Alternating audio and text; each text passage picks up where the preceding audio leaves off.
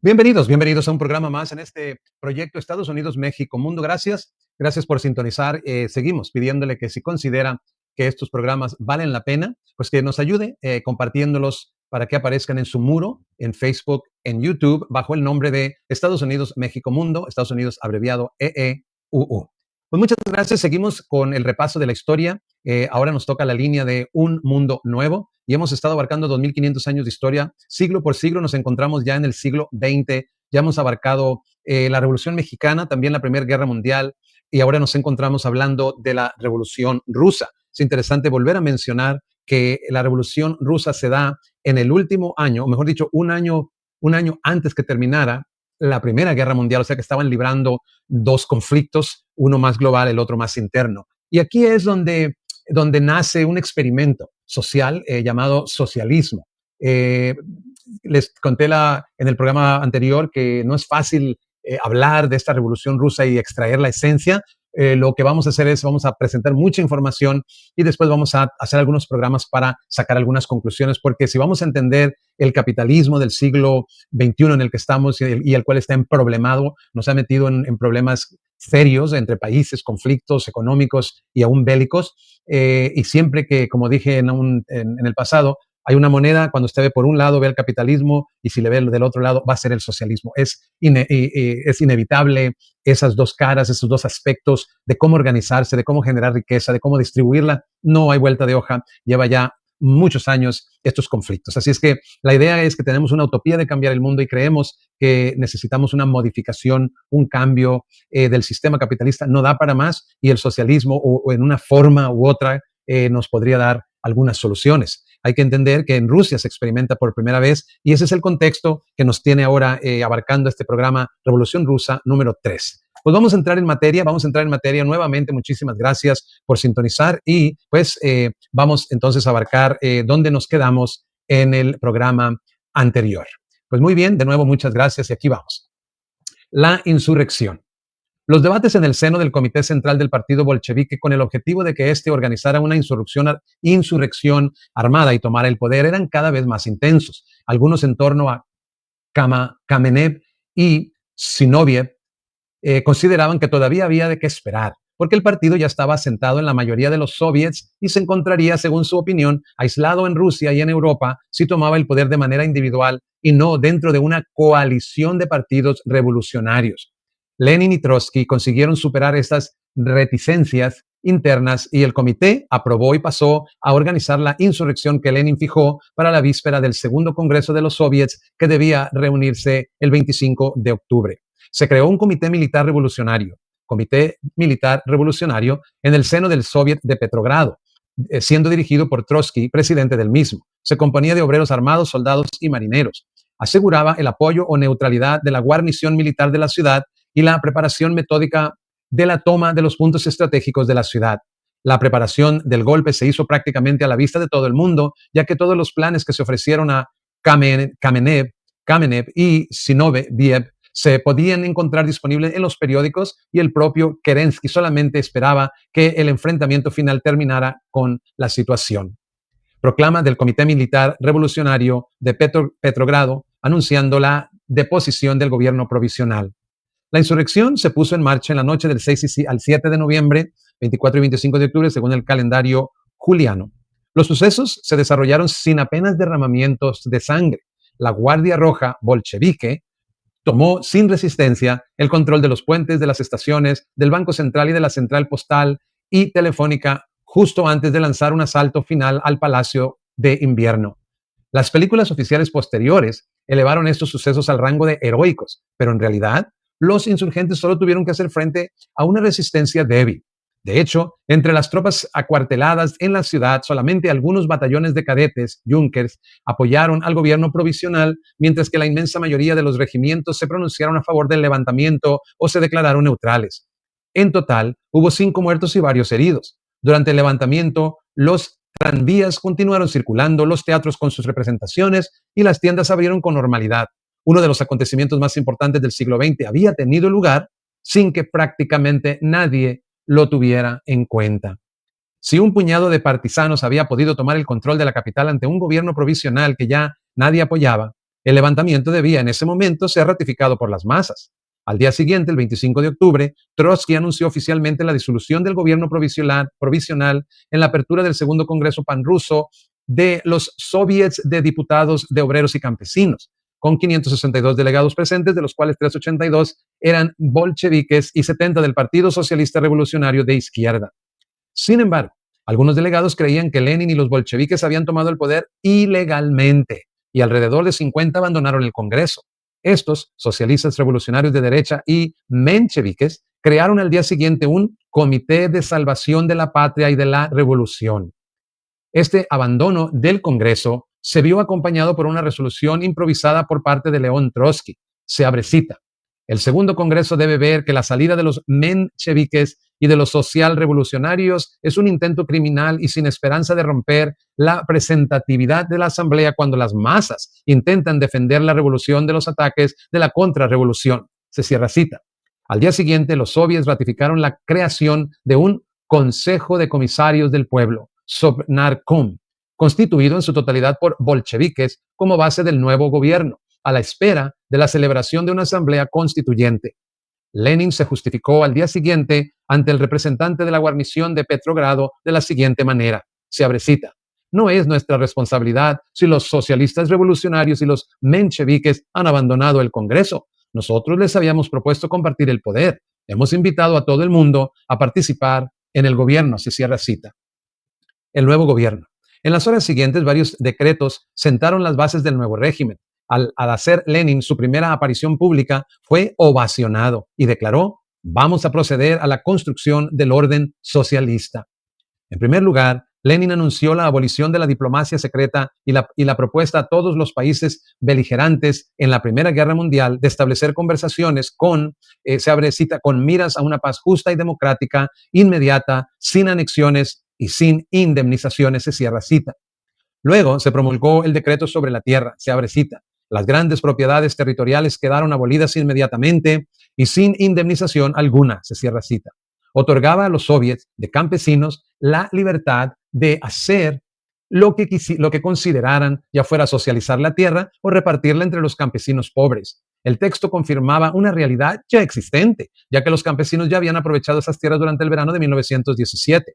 Con esta medida, los bolcheviques consiguieron una neutralidad benevolente por parte de los campesinos, al menos hasta la primavera de 1918. Por último, se nombró un nuevo gobierno, denominado Consejo de Comisarios del Pueblo, o Sovnarkom. Dicho gobierno aplicó otras medidas, como la abolición de la pena de muerte, a pesar de la reticencia de Lenin, que consideraba esta pena indispensable. También la nacionalización de los bancos el 14 de diciembre, el control obrero sobre la producción, la creación de una milicia obrera, la soberanía e igualdad de todos los pueblos de Rusia, su derecho de autodeterminación, incluida la separación política y el establecimiento de un Estado nacional independiente, la supresión de cualquier privilegio de carácter nacional o religioso, etc. En total, se realizaron las 33 reformas que el gobierno provisional había sido incapaz de realizar en 8 meses de mandato.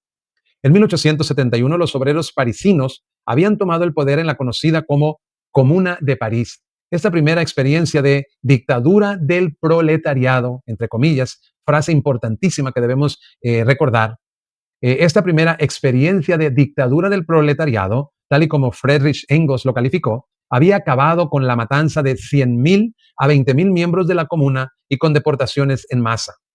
Con el poder controlado en Petrogrado, Lenin y Trotsky sabían que no podrían mantener ese poder sin el apoyo de países industriales como Alemania, Francia e Inglaterra, por lo que esperaban mantenerse más que los 72 días que duró la Comuna de París. La naturaleza de octubre. Desde las primeras horas del 7 de noviembre hasta la actualidad, varios medios calificaron la Revolución de Octubre como un golpe de Estado de una minoría determinada y organizada que tenía como objetivo dar, se abre comillas, todo el poder a los bolcheviques, se cierra comillas, y no a los soviets. El Humanité, el principal periódico socialista francés, titulaba, se abre comillas, golpe de Estado en Rusia que lleva a Lenin y a los maximalistas al poder, se cierra comillas. El historiador Alessandro Mongil observa además que en los años siguientes los mismos bolcheviques no dudaban en hablar entre ellos acerca de su golpe de octubre, entre comillas, Oktyabrski Perevorot, En su autobiografía, Trotsky utilizaba los términos insurrección, toma del poder y golpe de Estado. Rosa Luxemburgo, comunista alemana, también habló del golpe de Estado de octubre. Mark Ferro. Mark Ferro considera que octubre es, desde el punto de vista técnico, un golpe de Estado, pero que no se aplica en el contexto de ebullición revolucionaria general en todo el país y en toda la sociedad. Las fuerzas populares han dado por lo menos un apoyo táctico a la empresa bolchevique contra un gobierno impotente y ya desacreditado. A los activistas revolucionarios de 1917, octubre apareció como un golpe de Estado contra la democracia, como una especie de golpe llevado a cabo por una minoría que fue capaz de tomar el poder y mantenerlo. Juicio excesivo, ya que en el segundo congreso de los soviets, reunido en plena insurrección, hubo una mayoría de los bolcheviques, así como representantes socialistas, revolucionarios y mencheviques, junto a los futuros líderes del Estado soviético, Lenin, Trotsky, Kamenev, Zinoviev, siendo elegidos dirigentes del presidium. El juicio de los nuevos opositores, mencheviques, populistas y anarquistas, es igualmente parcial en el sentido de que los bolcheviques cumplieron con las prioridades que, tras 6 meses de lucha y dilaciones, las clases populares exigían, a saber, que los jefes militares, los terratenientes, los ricos, los sacerdotes y otros burgueses fueran permanentemente expulsados de la historia. Por el contrario, es innegable que, al haber participado en la insurgencia y ayudado a los bolcheviques a tomar el poder, los soldados, los marinos y los obreros creían que el poder pasaría a los soviets. Ni por un momento imaginaron que los bolcheviques, en su nombre, conservarían el poder solamente para ellos y para siempre. Nicolás Werth, refiriéndose a las paradojas y los malentendidos de octubre, resume de la siguiente manera los debates y la oposición, a menudo no sin segundas intenciones y con un sesgo ideológico. Para la primera escuela histórica, que podría llamarse liberal, la Revolución de Octubre fue un golpe impuesto por la violencia en una sociedad pasiva, resultado de una hábil conspiración tramada por un puñado de fanáticos disciplinados y cínicos, carentes de toda base real en el país. Hoy en día, casi todos los historiadores rusos, así como la élite culta y los dirigentes de la revolución postcomunista, hicieron suya la Vulgata liberal. Privada de toda profundidad social e histórica, la Revolución de Octubre en 1917 fue un accidente que desvió de su curso natural a la Rusia prerevolucionaria, una Rusia rica, laboriosa y en el camino a la democracia. Si el golpe de Estado bolchevique de 1917 fue un accidente, entonces el pueblo ruso ha sido una víctima inocente. Teniendo en cuenta esta interpretación, la historiografía soviética ha intentado demostrar que octubre fue el resultado lógico, previsible e inevitable de un itinerario liberador iniciado por las masas, conscientemente unidas al bolchevismo, rechazando tanto la divulgación liberal como la marxizante. Un tercio de la historiografía actual ha tratado de desideologizar, entre comillas, la historia, de comprender, como Mark Ferro, que afirma, se abre cita, el levantamiento de octubre de 1917 pudo ser un movimiento de masas en el que solo unos pocos participaron, se cierra cita. Según este historiador, lejos de simplismos liberales o marxistas, la Revolución de Octubre de 1917 aparece como la convergencia momentánea de dos movimientos: una toma del poder político, resultado de la cuidadosa preparación de la insurrección de un partido radicalmente diferente por sus prácticas, su organización y su ideología del resto de actores de la revolución. Una gran revolución social, multiforme y autónoma. Una inmensa revuelta campesina. En primer lugar, el año 1917 fue un paso de una gran revolución campesina, de una profunda descomposición del ejército, integrado por unos 10 millones de soldados campesinos movilizados durante 3 años en una guerra cuyo sentido no comprendían, un movimiento reivindicativo obrero específico y un cuarto movimiento que abogaba por la emancipación de las nacionalidades y pueblos alégonos. Cada uno de estos movimientos tenía su propia temporalidad, su dinámica interna, sus aspiraciones, que obviamente no podían ser reducidas a eslóganes bolcheviques ni a la acción política del partido. Durante un breve pero decisivo momento, a fin de 1917, la acción de los bolcheviques, una activa minoría política en medio del vacío institucional, entró en consonancia con las aspiraciones de muchos, aunque a medio y largo plazo los objetivos de unos y otros fueran distintos. De acuerdo con su conclusión, en octubre de 1917, Se abre cita. Momentáneamente, el golpe de Estado político y la revolución social chocaron de frente antes de divergir hacia décadas de dictadura. Se cierra cita. Inicios del régimen bolchevique. Al tomar el poder de Petrogrado, Lenin y Trotsky no tenían intención de construir el socialismo solo en Rusia, importantísimo, subdesarrollada y atrasada. Esperaban ser la primera victoria obrera de una serie de revoluciones en los países industrializados de Europa, la llamada Revolución Mundial, que permitiría a la revolución sobrevivir, Esto es importantísimo tomar en cuenta, nos muestra el concepto que tenían Lenin y Trotsky de una revolución que podría sobrevivir únicamente si se daba en otros países. Esa fue la razón principal por la que en la denominación del nuevo Estado, que se crearía en 1922, la Unión de Repúblicas Socialistas Soviéticas, por primera vez en la historia de Rusia, no figuraría el nombre de Rusia. Se basaban en particular en Alemania, la primera potencia industrial del continente y hogar del movimiento obrero más fuerte y con la organización más antigua del mundo. Trotsky dijo en el segundo Congreso de los Soviets que aprobó la revolución, se abre cita, o bien la revolución rusa aumentará el torbellino de la lucha en Occidente, o los capitalistas de todos los países asfixiarán nuestra revolución.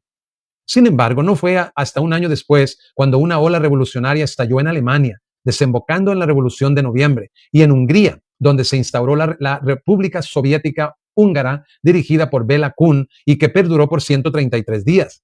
En la vecina Finlandia, la revolución fue derrotada en marzo de 1918 en el transcurso de una guerra civil donde el terror blanco, con ayuda de Alemania, dejó 335,000 muertos. En enero de 1919, los socialdemócratas alemanes pidieron ayuda a los Freikorps para reprimir la revolución obrera, siendo asesinados Karl Liebknecht y Rosa Luxemburgo, dirigentes espartaquistas.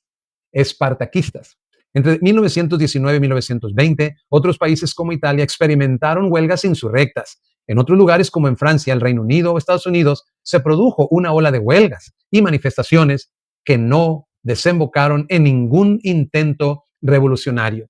La oleada revolucionaria más tardía de lo previsto terminó por retroceder y el poder bolchevique permanecía aislado como en sus primeros días. Los bolcheviques se enfrentaban en solitario a los inmensos problemas de una Rusia en explosión, donde se toma solitaria el poder, no disfrutaba, de una aprobación unánime. Situación económica a raíz de la Revolución de Octubre. La Primera Guerra Mundial había sangrado Rusia y se llevó gran parte de sus suministros. En las zonas rurales no había posibilidad de comprar bienes de consumo por el grano y los agricultores ya habían dejado de suministrar a las ciudades, incluso antes de la Revolución de Febrero. Ya el gobierno provisional de Kerensky había procedido a requisar forzadamente las existencias de alimentos para garantizar el suministro de las ciudades, donde la hambruna se había presentado. Al llegar al poder, los bolcheviques intentaron abandonar estas prácticas impopulares, pero por el empeoramiento de la salud y la situación económica, se vieron obligados a utilizarlas de nuevo. La producción industrial se había visto socavada por la guerra, las huelgas y los cierres patronales. Leo de nuevo. La producción industrial se había visto socavada por la guerra, las huelgas y los cierres patronales. Incluso antes de la llegada de los bolcheviques al poder, ya había caído en tres cuartas partes.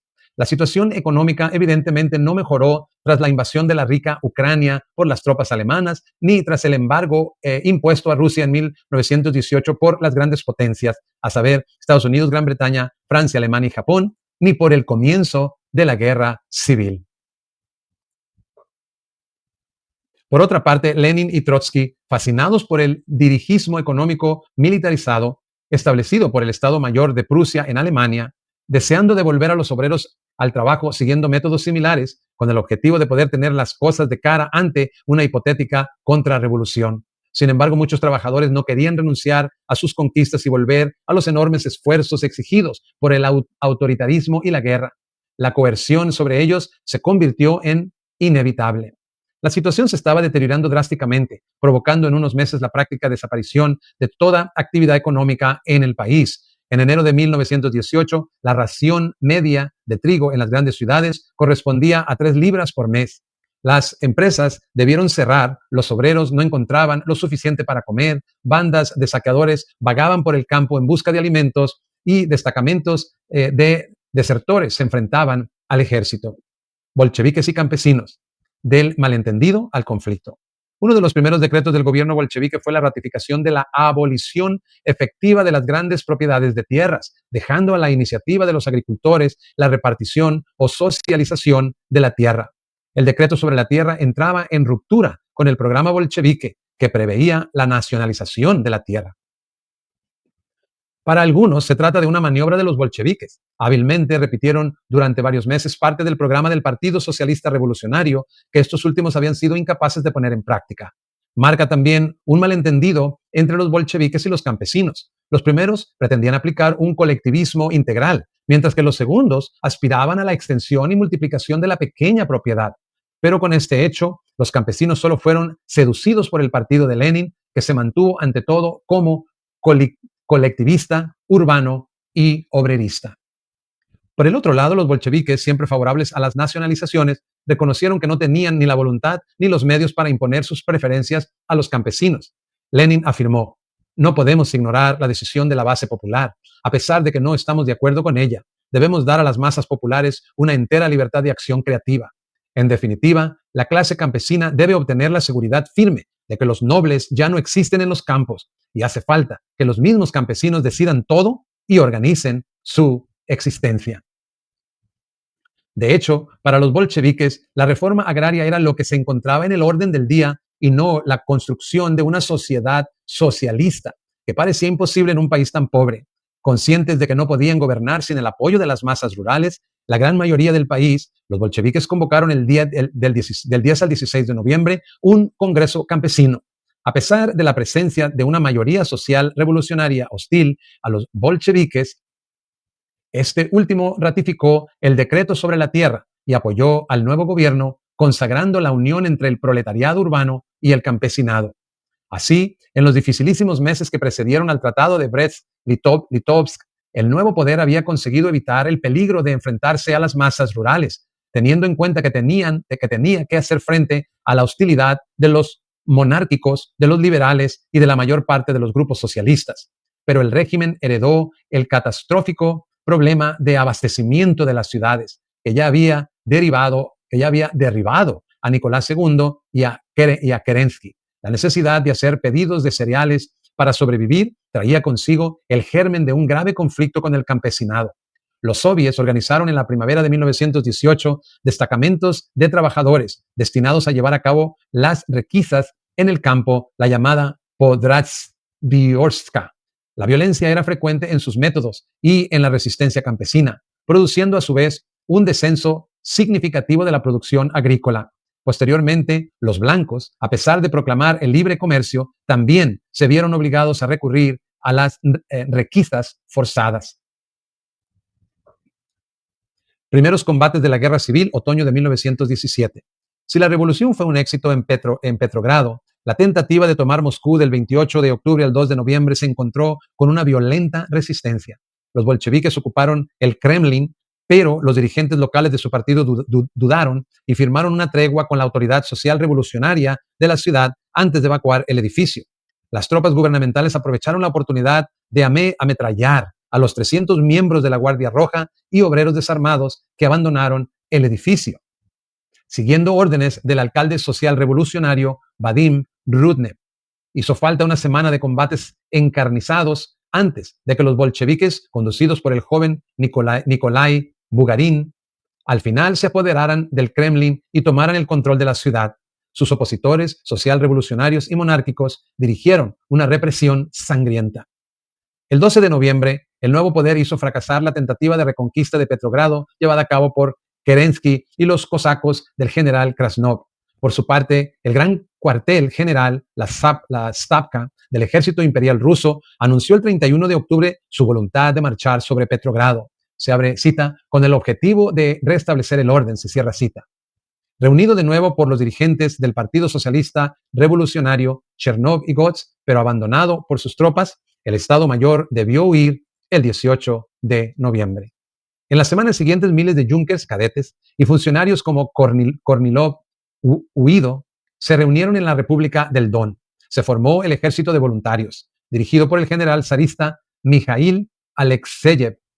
Reprimió con sangre los levantamientos obreros de Rostov, del Don y Taganrog el 26 de noviembre y el 2 de enero, pero fue desmembrado por la guerrilla de la Guardia Roja, llegada a modo de refuerzo desde las dos capitales. Al conocer la derrota de los blancos, Lenin creyó que podía exclamar a 1 de abril de 1918 que la guerra civil había terminado. Otros combates se levantaron a cabo en Kubán, donde el poder de los soviets se trasladó a Krasnodar. En cuanto a la sublevación de los cosacos del Ur, se saldó con un fracaso. En el frente rumano, el ejército se dividió en destacamentos blancos, que se unieron al ejército de los blancos de Denikin, y en regimientos rojos. El problema de la coalición. El segundo Congreso de los Soviets había aprobado el nombramiento de un gobierno compuesto exclusivamente de bolcheviques, pero para muchos activistas bolcheviques esta solución no era aceptable. El día después del levantamiento, casi todos los delegados del Congreso de los Soviets votaron a favor de una resolución del menchevique Yuli Martov, apoyada por el bolchevique Lunacharsky, donde se pedía al Consejo de Comisionarios del Pueblo que se ampliara con representantes de otros partidos socialistas. Después de acalorados debates en el seno del partido bolchevique, que los pusieron al borde de la escisión, varios dirigentes dimitieron para denunciar el rechazo a una coalición expresado por Lenin, Zinoviev, Kamenev, Raikov y Login. Lenin, en minoría, se vio obligado a transigir. Se negaba a continuar con las negociaciones para formar una coalición con los socialistas, pero estaba de acuerdo en pactar con el Partido Socialista Revolucionario de Izquierda, pasando varios miembros de dicho partido a formar parte del gobierno en diciembre de 1917, los primeros días de un nuevo Estado.